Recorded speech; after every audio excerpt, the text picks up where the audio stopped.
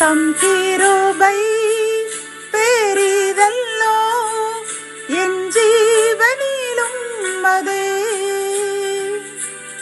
இம்மட்டும் காத்ததுவே இன்னும் தேவை கிருபை தாருமே இன்னும் தேவை கிருபை தாருமே. தேவனுக்கு மகிமை உண்டாவதாக. 12/1/2026 இன்று நாம் அறியவிருக்கும் கிருபையின் வார்த்தைகள் உபாகமம் 7ஆம் அதிகாரம் 14ஆம் வசனம்.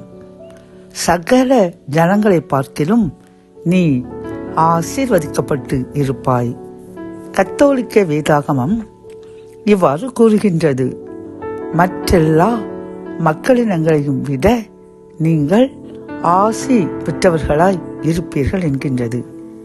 இந்த செய்தியை கேட்டுக்கொண்டிருக்கும் என் அன்பு சகோதரனே சகோதரியே, கர்த்தர் இன்று நம்மை பார்த்து கூறுகின்றார், பூமியில் உள்ள சகல மற்ற ஆண்டவரை அறியாத ஜனங்களை பார்க்கிலும் நம்மையும் நம் சந்ததிகளையும் ஆசீர்வதிப்பேன், அவர்களை விட 1000 மடங்கு ஆசீர்வதித்து உயர்த்துவேன் என்று கூறியுள்ளார். பிரியமானவர்களை, அப்படி இருக்க வேண்டுமானால் நாம் என்ன செய்ய வேண்டுமாம் தெரியுமா?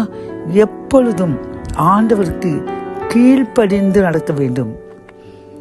அவர் வேதாகமத்தில் நாம் எப்படி எப்படி வாழ வேண்டும் என்று கூறியுள்ளாரோ அந்த கட்டளைகளையும் நியமங்களையும் நாம் கடைபிடித்து வாழ வேண்டும் என்று அவர் விரும்புகின்றார். பிரியமானவர்களை, அப்படி நாம் வாழும் பொழுது கர்த்தர் இந்த ஆசீர்வாதங்களை நமக்கும் நம் சந்ததிக்கும் தந்து ஆசீர்வதிப்பர் என்று வாக்குரைக்கின்றார். ஆகவே நாம் அவருக்கு கீழ்ப்படிந்து அவருடைய கட்டளைகளையும் நியமங்களையும் கடைபிடித்து நடப்போம். ஆசீர்வாதங்களை இன்றே இந்த நிமிடமே பெற்று வாழ்வோம். ஜெபம். என் அன்பு தகப்பனே, சகல ஜனங்களை பார்க்கிலும் நாங்களும் எங்கள் சந்ததிகளும் ஆசீர்வதிக்கப்பட்டவர்களாய் இருப்போம் என்று கூறின இந்த கிருபையின் வார்த்தைக்காக நன்றியப்பா. நாங்கள் உமது கட்டளைகளுக்கும் கற்பனைகளுக்கும் நியமங்களுக்கும் கீழ்ப்படிந்து நடப்போம் என்று இப்பொழுது நாங்கள் உறுதி கூறுகின்றோம். அந்த உறுதியை ஏற்றுக்கொள்ள, அதன்படி வாழ நீங்கள் கிருபை தாங்க. அதன் மூலம் உம்முடைய வாக்குத்தத்தத்தை எங்களுக்கும் எங்கள் சந்ததிகளுக்கும் நிறைவேற்றிக் கொடுங்க. மீட்பர் இயேசுவின் மூலம் ஜெபம் கேளும் நல்ல தகப்பனே. ஆமென்.